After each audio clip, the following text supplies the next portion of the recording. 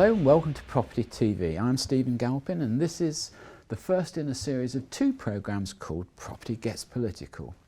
With me today is John Howard. Welcome, John. Great to see you again, Stephen. Thank you for inviting me. Pleasure. John's a property developer, speaker, mentor, general property expert, but more importantly, he's also been chairman of a local political party, haven't you? I have, yes. So I was very proud to be chairman of the Ipswich Conservative Association, and that gives you a certain amount of inside information into what's happening politically.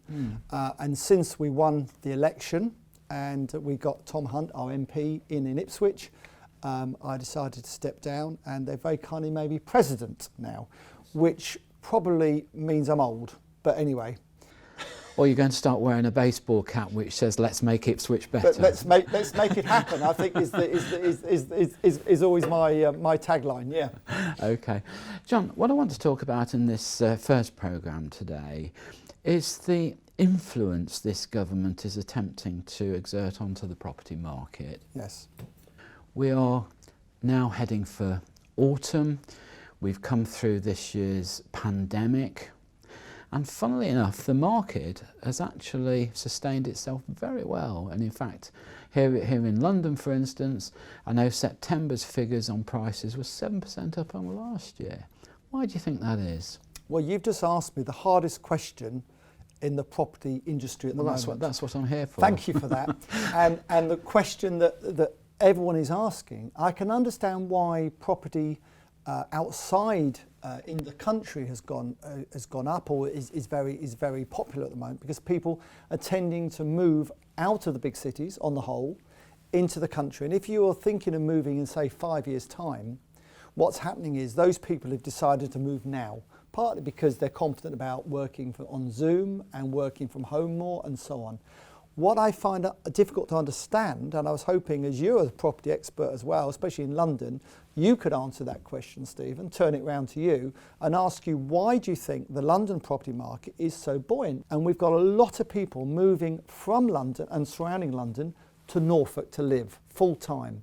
So I'm not sure who's buying all these properties in London, and I cannot believe your figures, but I believe you because you've said it, but I would be surprised, very surprised, that the market has actually gone up 7%. It's remarkable since last year, quite remarkable, considering the economic situation as well, in London especially.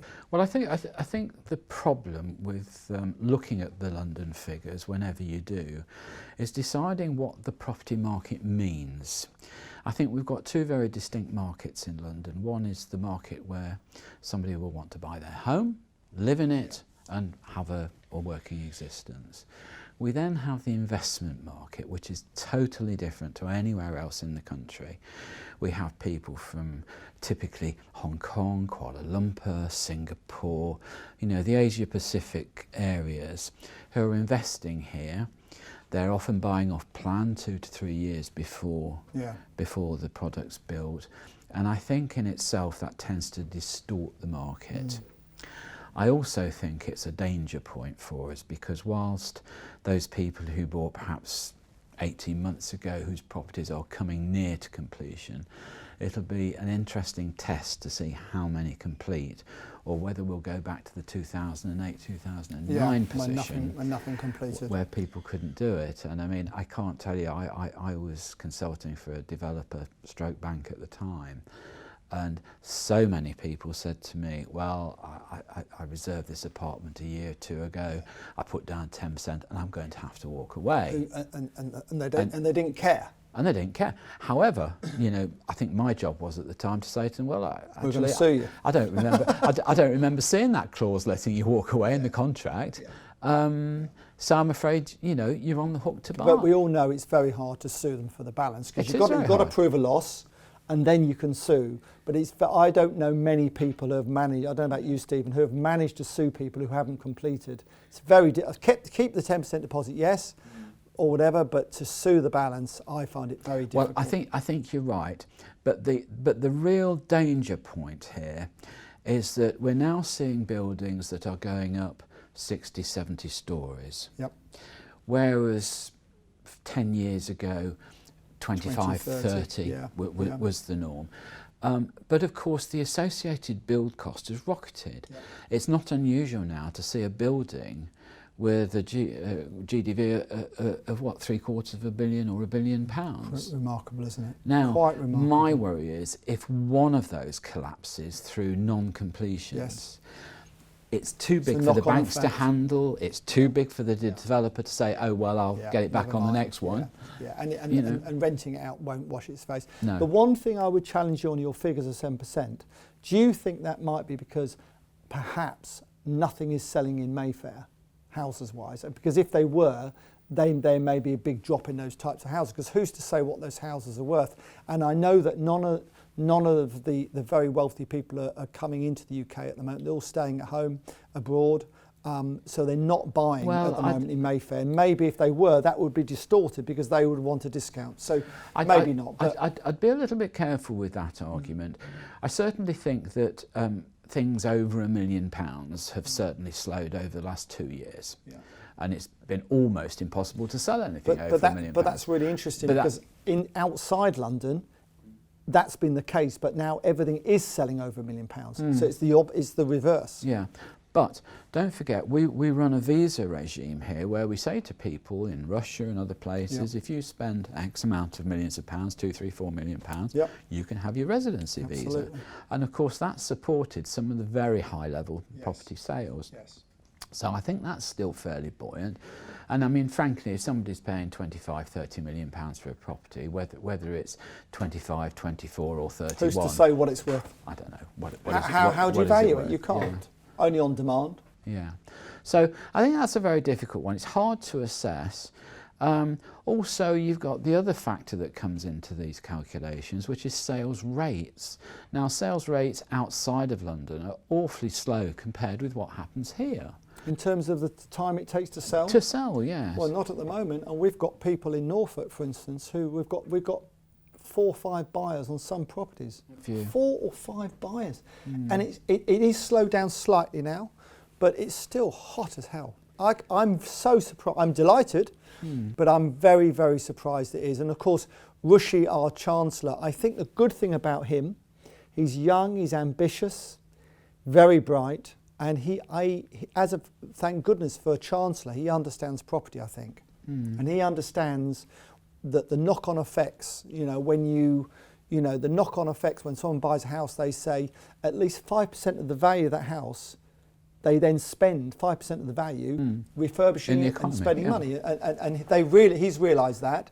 And the stamp duty business is very interesting because I'm not sure he needed to do it when he did it. I would have thought it'd be far better to do it next year. But he did it, and of course it was okay. The market was good anyway, coming back. And he's just made it that much better.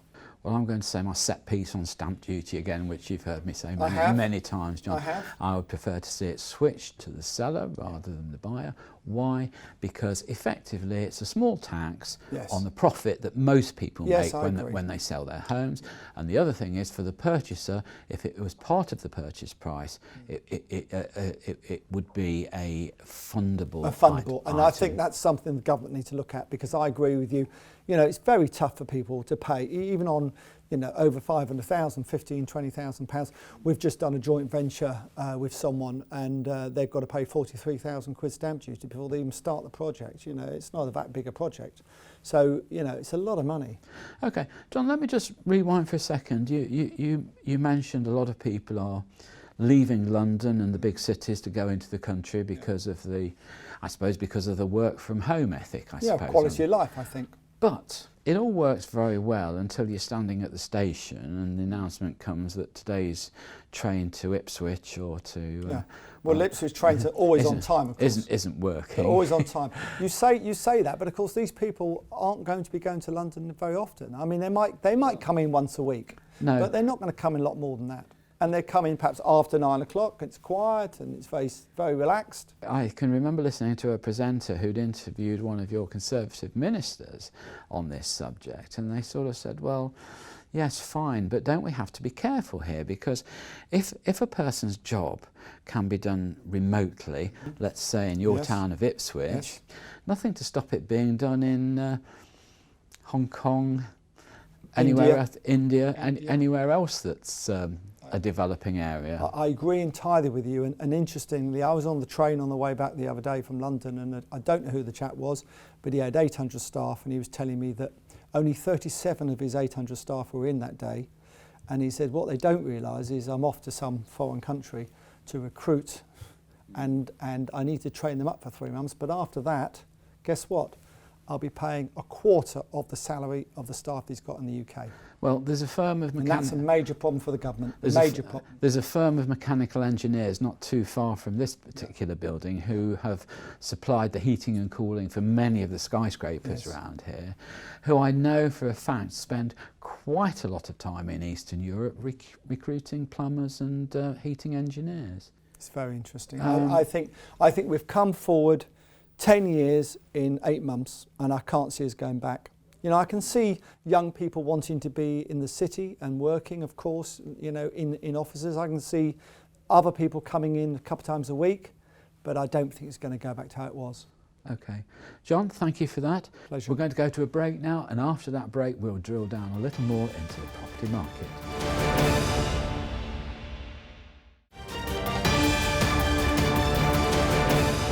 Hello and welcome back to Property Gets Political. I'm Stephen Galpin, and with me is property developer John Howard. Welcome back, John. Thank you.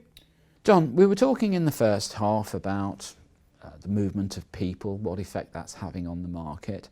I've always held the view that whilst we talk about a housing shortage, if developers can know that they can sell their product, I don't think we'd ever have a shortage. I think developers are keen to build. Hungry. And Greedy. I don't well, possibly, but I don't go with this government ethos that sort of suggests that it's complexities in the planning game that hold things up. Developers are mothballing sites just for hope of inflation in futures. I don't believe all that. I think it's down to affordability. And what's the one thing that's changed over the last 10 years? It's the loan to value of mortgages. We've gone from 95, 100, even 110% mortgages at some stage, very unhealthy, to wanting deposits of 25% and more. In some cases, yeah. Now, I was listening to somebody the other day who said a lot of the brokers are discussing the fact that lenders are saying at the moment they're nervous to lend because of the overall, I suppose, pandemic situation. So the way they're controlling that is bringing back the 25s and the 30% deposits. But on the other hand, we've got Boris telling us that we're going to have 95% mortgages for the first timers. Now, going on from that, I've listened to the Bank of England, who have said, no, we need the banks to strengthen their balance sheets, so I understand that. Which they have. But it has been done at the expense of young people getting on the property ladder, forcing them into these big deposits, hasn't it? Now, you know, you wound me up, haven't you? Because you know Probably. I don't disagree. And you know I disagree with you. Still, we've had this conversation before, partly, but let's expand on it. Go. So, this government knows, every Conservative government knows, the more people that buy a property are likely to vote Tory, because that means they're aspirational and they want to get on in life, if people can afford to do so. Now, when you're canvassing for your local MP to get re-elected or to get elected, the best places to canvass and knock on doors are modern estates, because they are young people who have purchased and who are upwardly mobile to a point and want to get on in life. And the Tories know that. That's why Margaret Thatcher, all those years ago, subsidised the sale of all those council houses, because suddenly they went from Labour voters to Conservative voters because they own their own home. So are you suggesting Boris is gerrymandering? Absolutely he is. Right, absolutely okay. He is. And every Tory government has done so and will continue to do so. Now, there is a genuine housing shortage. I went to a meeting with Kit Malthouse, who was the housing minister before the one we've got now. I have to work that out because there's been 11 of them in 10 years. I was going to say 11, so he must have been about the 8th or 9th. I've seen a few away go over the years. So I went to see a meeting with Kit and a number of other people to discuss how small developers, and we're considered small developers, can increase the percentage of the amount they build per annum. Because at the moment, 70% of houses built in the UK are built by the big 10 house builders, and they control the market. And what the government are trying to do is wrestle that control away from them. But of course, don't forget, some of them are probably donors. To be quite cynical. I'm not saying they are, I don't know, but I'm guessing some of them are. Now, the small house builder, which you and I would be considered small, only have 7% of the market at the moment. In the 1970s, they had 70% of the market.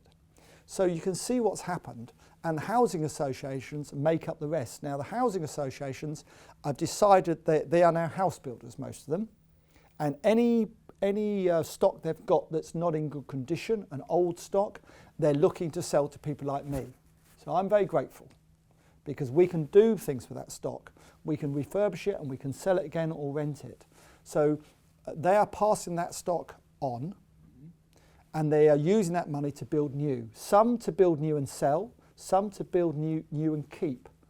And the government are very, very keen on shared ownership, and they've just changed the rules on shared ownership. So someone can buy, literally, once they've bought, I think, the first 15%, 20%, they can then buy every month 1% of their home if they want to. They've made it more flexible. The difficulty with the shared ownership is selling them. So if you own 40, 50%, selling that 40, 50% is complicated and difficult. Well, I'm very... But they are trying. I'm not keen on this shared ownership at all. If you look at the figures of keys being handed back, it's quite high. Yeah. And it comes, you're absolutely right, it comes at the point that that person is ready to move on. And although you say, well, you know, you've had the benefit of your 30 or 40% inflating, you've got to find somebody that wants to pay that inflated price for 30 or 40% of a flat. I think the other problem with it is they still pay rent on the balance. They do, yeah. When actually, if you can pay rent on the balance, you must be somehow, presumably, be able to pay the mortgage, because the mortgage and the rent and the mortgage would probably be similar. If not, the mortgage might be less. But this brings me back to the Bank of England's insistence on strengthening balance sheets, bigger deposits. Yes. It's actually precluding people from buying who would normally do so, and actually who would be paying probably less mortgage than they would a commercial rent. Yes, they are. But also what you must remember is that these people, these young people, have never had it so good. Now, you and I will disagree, and on my YouTube and on other things that I get slated for saying it, because little Jimmy wants to live next door to his mummy and daddy. He doesn't want to grow up and live an hour away, which is where it's cheaper. Like I said before, I'd love to live in Mayfair, but I can't afford to. So, they've got to grow up. These people, they're getting the Help to Buy scheme with the government is an amazing scheme. They're putting in a 15, 20% deposit for these people. I mean, what more do they want? They've got the lowest interest rates. I mean, Stephen, we've mentioned it, I know, in the past. You paid 15% interest, I paid 15% interest. These people are probably paying 1 or 2% interest on their mortgage. You can't get it any better than that. I mean, really, how much more help do they want? Because there's no more the government can do, apart from 95% mortgages. Yes. Now, I'm presuming that's going to be in place of the Help to Buy, is it? I've been told it is going to be in place of the Help to Buy. There's still going to be Help to Buy in some form, but the 95% is going to be for everybody, not just first-time buyers. Because if you remember, the Help to Buy scheme was for people, not just first-time buyers originally, but that's now changed and it's only now for first-time buyers. But that's only till April. And then from April onwards, it's going to be a new system. And I cannot see people saying, oh, well, stamp duty will be back to where it was. I don't think it will be. I think stamp duty, they're going to keep that subsidy on stamp duty. And I think maybe eventually, I think it's a dreadful tax. I think it's a dead tax. I think it's a dead tax, and I think that'll change. Just like commercial rates are finished. We won't have commercial rates on shops like we have now. I think that might go to something like linked to VAT or something like that. But I mean, it's very interesting what's going to happen. But this government are hell bent on getting at the moment 230,000 new homes are built a year. They know it should be 500,000. They're trying to get up to 300,000. and they're struggling to do that. But John, you know, if we had 95% mortgages across the board, I don't think the debt rate would actually soar that much. No. It wasn't that bad in 2008, 2009. It was because of the American subprime market that caused it. It wasn't the kids here having 100% mortgages that caused it. No. If you look at the repossessions that are happening, and they're all repossessions all the time, these banks and buildings say, oh no one gets repossessed. Well, they do for a number of reasons. Sometimes it's mental illness. People, sometimes it is because they lose their job, or quite often it's because there's a divorce and neither party are willing to pay the mortgage. So, you know, there's lots of reasons why there is vacant possessions and repossessions. But I agree with you. On the whole, some of these people have got unemployment type insurance anyway, which covers their mortgage. Some building societies have made sure they've got that. And on the whole, yes, we are going to have unemployment. It is going to go higher. People will have a problem. But most of these building societies, Stephen, will, if you go and see them, they will do a deal with you. You know, over a 6-month period, you can review it. They'll put the interest on hold. They'll do lots of things. The government will put huge pressure on these banks and building societies not to repossess, and they will do as much as they can to make sure that doesn't happen going forward. Well, I just think that's socially good news anyway, isn't it? I think the government on the whole housing policies are all good news. John, let's just spend the last couple of minutes of the show on another subject which is so related to property sales and the sustainability of the market, and that's valuations. Right. Now, I think we're both under. Do you really want to? I've spent my life arguing with valuers, and you and I know that under the RICS rules, suggestions, protocol, a valuer must value today. Yes. Not what he sees coming in the future. No. But they do. Of course they do. So they're covering their backside every 2 minutes. Right. So how do we get around that one? Well, I've just had on a small PD scheme we're doing of 14 flats. I've had a couple of flats downvalued, and I just think, you know, downvalue them £5,000. What is the point? If someone wants to buy, you know, it's an open market. If no one's forcing people to make that offer. If the offer's been made, and you know, it's pretty petty to downvalue at £5,000 because it causes these young people huge problems. And on what sort unnecessary problems? What sort of overall value is that? 150,000. They valued at 145. That causes us a big problem. It causes the buyer an even bigger problem because they haven't got that. Yeah, we've either got to reduce the price £5,000 or something's got to happen. You know, so they're downvaluing 3 or 4%. Yeah. Well, how can they possibly? You're almost best to say to them, well, why don't you downvalue at 15%? Because then you've got a reason. To downvalue at 3 or 4% is just petty. Do you know what I think? Unrealistic. I think anybody who can attribute a value within 3% of the actual selling price is pretty clever. I think you've got to. I honestly think 10%. I mean, if I go and look at a property, you go and look at the same property, we could easily be 10% out, easily, Stephen. Okay, John, thank you very much for your contribution this morning. It's a pleasure. I'm going to welcome you back soon to programme 2. Thank you. So that's all we have time for on this show. Thank you for watching Property Gets Political. I'm Stephen Galpin. Join me next time.